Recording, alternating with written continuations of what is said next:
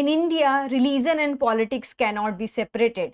In the recent Ram Mandir issue, we have seen that opposition are forced to connect themselves with the Ram temple. Similarly, we have few controversies in Karnataka, so that's why this particular class is designed. Hello friends, welcome to the InNews series of Drishti IAS. I am Ritu and today's session is about Karnataka temple bill and what is controversy associated with this bill.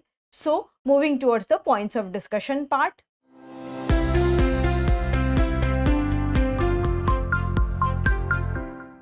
First of all, we are going to discuss the news. Then we are going to discuss what changes were proposed for the taxation of the temple. And then we are going to discuss what were the criticism against the amendments. And then did the bill propose any other changes? So we are also going to discuss the other changes associated with the bill. And also how is temple revenue handled in other states? And then practice question for prelims. Before that, you have to like, share and subscribe to the Drishti IAS channel. Moving to the news part.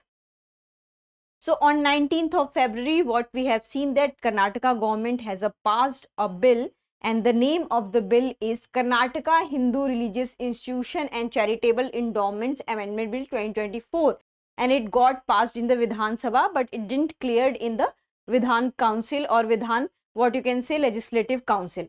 So this is the problem that this bill got clearance in the Vidhan Sabha, but it didn't clear in the Legislative Council. So what is the process left after that if it didn't get or pass in the Vidhan Sabha or any legislative council? So when it is not passed in the legislative assembly, then it's a problem.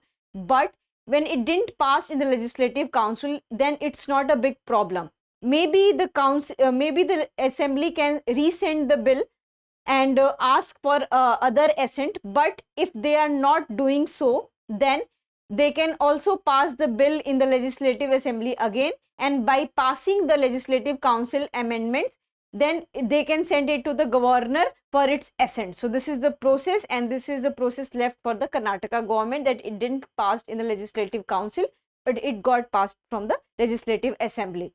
So this is the news we are discussing, and why it didn't got passed, because oppositions are not in a favor of this bill. And who is the opposition in Karnataka? So BJP is opposition is in the Karnataka. So they had some problems with this bill. Moving to the next slide. Next slide is about what changes were proposed for the taxation of temples.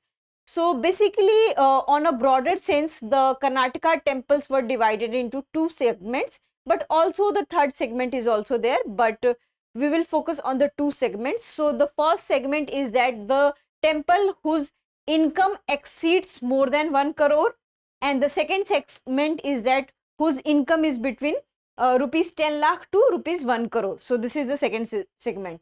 And what would be the taxation charged from the exceeds of the 1 crore temple? So it would be the 10%, and the temples whose income is of the, what you can say, 10 lakh to 1 crore, it is dedicated to 5%. So this will be the taxation schemes in the Karnataka government.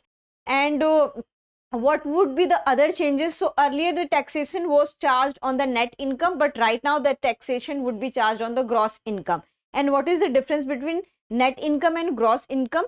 So in gross income, the expenditure is not excluded, but in net income, the expenditure is excluded. So this is the change the Karnataka government has brought into the temple bill. And the common fund pool will be the created, and it was already created in the year 2011 by the amending 1997 Act.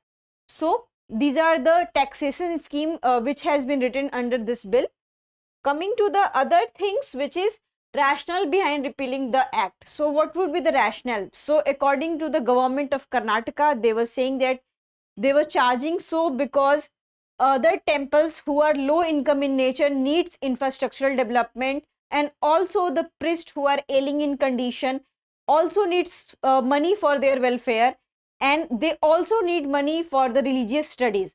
So all these funds will be allocated to the common pool fund, and through common pool fund there will be the welfare for the religious studies, there will be the welfare for the ailing priest who have become ill, and also there will be the infrastructural development and development of the small temples who cannot generate much money. So this is the purpose which has been stated by the Karnataka government, and because of that purpose, this common pool fund has been created, and they have started this taxation scheme.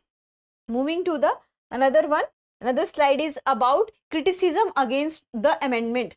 So what BJP is saying that why this should be criticized. So first point of the BJP is that why the Karnataka government is targeting on Hindu temples only. Why they are not targeting the revenue of other religious shrines which is established in Karnataka. The first point they have also, and the second point that they are introducing anti-Hindu policies, and because of that they having the problem with this particular kind of thing. And earlier the only net income has been calculated and the taxation charged on the net income, but right now the taxation would be charged on the gross income. So maybe the temple would be in the loss condition. So because of that BJP is opposing this bill, and that's why we can see that the Legislative Council didn't pass this bill. So this is the criticism given by the opposition of the Karnataka. On the other hand, what is the mandate of the government there? So government is saying that whatever the purpose they have decided for this particular bill, that is only used for the religious purposes, that are not used for the welfare of the SC/ST, welfare of the other classes, that is only used for the religious purposes. So how this bill can be anti-Hindu in nature? Because all these things will be used for the welfare of the priest, for the religious studies, for the infrastructural development of the small temples. So these all are Hindu in nature and for the welfare of the Hindu religion. So how it can say that it is an anti-Hindu? So this is the clash of words between the Karnataka government and the opposition. Did the bill propose any other changes? So there should be the committee, establishment of committee for each temples, and the committee consists of 9 members, and among them there must be a person from scheduled caste or scheduled tribe.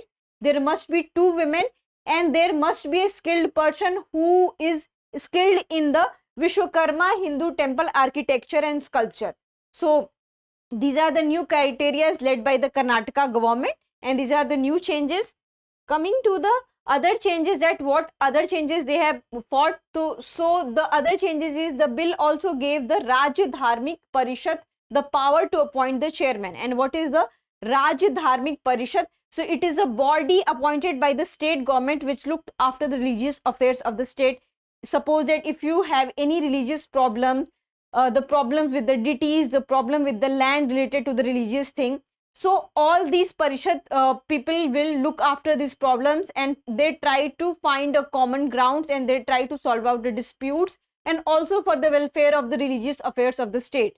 So all the committee members will be governed by this Rajya Dharmik Parishad, and also it required to have state government to create district level and state high level committees. So there should be the decentralization of committee. So it should not be only committee based for the state level, it should be also the district level, so that people can have this kind of role to the smallest level also. So these are the new changes which has been brought by the Karnataka government in the Hindu temple bill. Moving to the next slide. Next slide is about it, how is temple revenue handled in other states.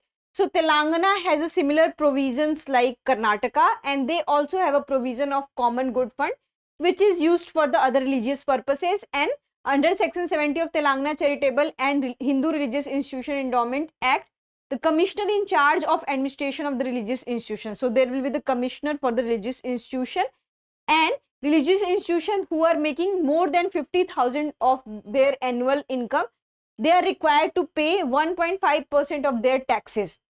The Kerala government has another kind of provision. So there is a Devasan board. And what is Devasam board?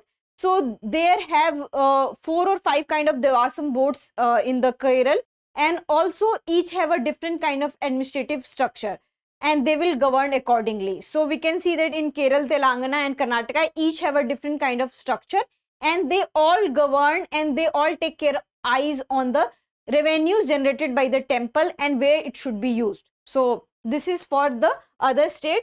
Moving to the question part, the question is, which of the following articles deals with the freedom of religion? And your options are Article 12 to 14, Article 20 to 23, Article 25 to 28 and Article 32. And I hope this is very easy answer for you. Kindly comment this into the comment section. If you have any queries related to this problem, kindly ask in the comment section. Thank you.